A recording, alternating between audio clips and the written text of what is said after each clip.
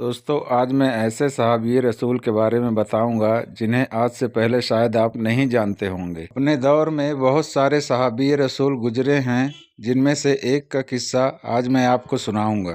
اللہ تعالیٰ نے انہیں حسن جمال بھی خوب بخشا تھا اور ان کی شادی بھی ایک امیر صحابی کے گھر میں ہوئی، جس کے گھر میں رزق کی کوئی کمی نہیں تھی اور عیش و آرام کے سارے سامان اس کے گھر میں موجود تھے۔ میاں بیوی میں خوب محبت تھی، دونوں کا وقت اچھا گزر رہا تھا۔ بیوی اپنے خاوند کی خدمت خوب کیا کرتی تھی، دونوں کی زندگی اچھی گزر رہی تھی۔ ایک روز انہوں نے بیوی سے کہا، میرے لیے پینے کا پانی لے آؤ۔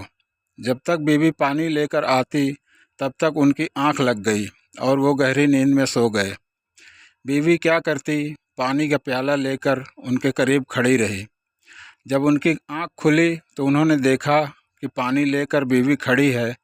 وہ بہت خوش ہوئے، وہ پانی پیے اور بولے، بیوی میں تم سے آج بہت خوش ہوں، آج تم جو مانگو گی میں پورا کروں گا۔ جب انہوں نے ایسا کہا تب بیوی کہنے لگی کہ آپ اپنے بات پہ پکے ہو، میں جو کہوں گی پورا کرو گے؟ تب وہ کہنے لگے کہ ہاں، تم جو کہو گی میں پورا کروں گا۔ تب بیوی کہنے لگی کہ آپ مجھے طلاق دے دیجئے۔ جب خاوند نے سنا یہ بات تو وہ پریشان ہو گئے کہ اتنی نیک، خوبصورت، خدمتگار بیوی مجھ سے کہہ رہی ہے مجھے طلاق دے دو۔ آپ پریشان ہو کر بیوی سے پوچھنے لگے، تم مجھ سے اتنی خفا کیوں ہو؟ کیا میں نے تمہیں کبھی کوئی تکلیف پہنچائی ہے؟ بیوی نے کہا، ہرگز نہیں۔ کیا میں نے کبھی تمہارا دل توڑا ہے؟ کیا میں نے کبھی تمہاری ضرورتیں پوری نہیں کی ہے؟ بیوی نے کہا، ہرگز نہیں۔ پھر خادم نے کہا، تو آخر تم مجھ سے طلاق کیوں چاہتی ہو؟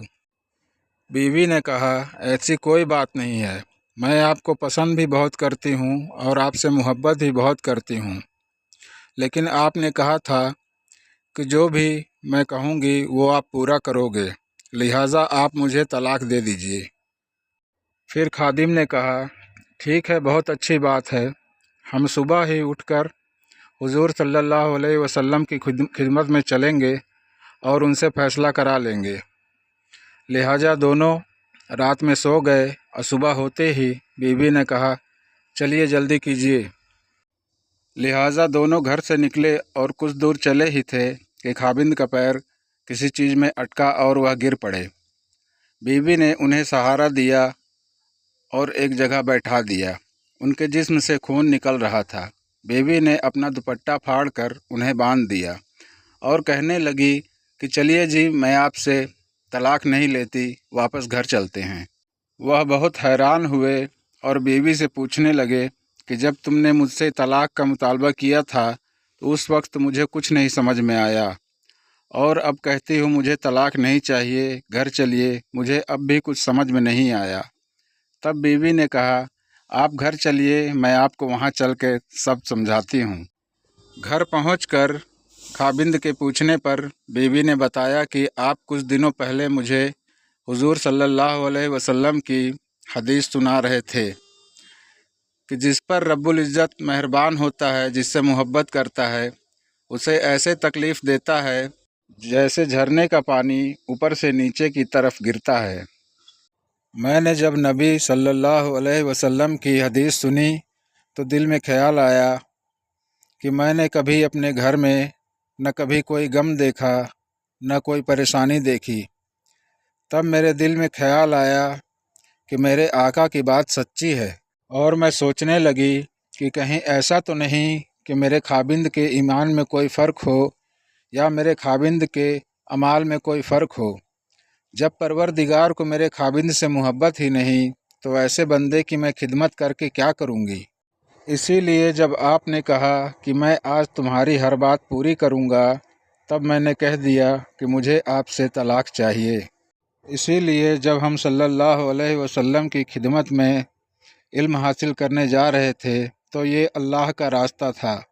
آپ کو ٹھوکر لگی، جسم سے خون نکلا، تب میں فوراً سمجھ گئی کہ اللہ کے راستے میں دکھ ہوا، تکلیف پہنچی، پریشانی ہوئی۔ اور اللہ تعالیٰ نے آپ کو ناراضگی کی وجہ سے خوشیاں نہیں دیں۔ اللہ تعالیٰ کو بلکہ آپ سے محبت ہے، اسی لیے مجھے آپ سے طلاق لینے کی اب ضرورت نہیں۔ میں ساری زندگی آپ کی خادمہ بن کر رہوں گی اور آپ کی خدمت کیا کروں گی۔ دوستو، اگر آپ کو یہ کہانی پسند آئی ہو تو برائے مہربانی پوسٹ کو لائک ضرور کر دینا اور چینل کو سبسکرائب کر دینا۔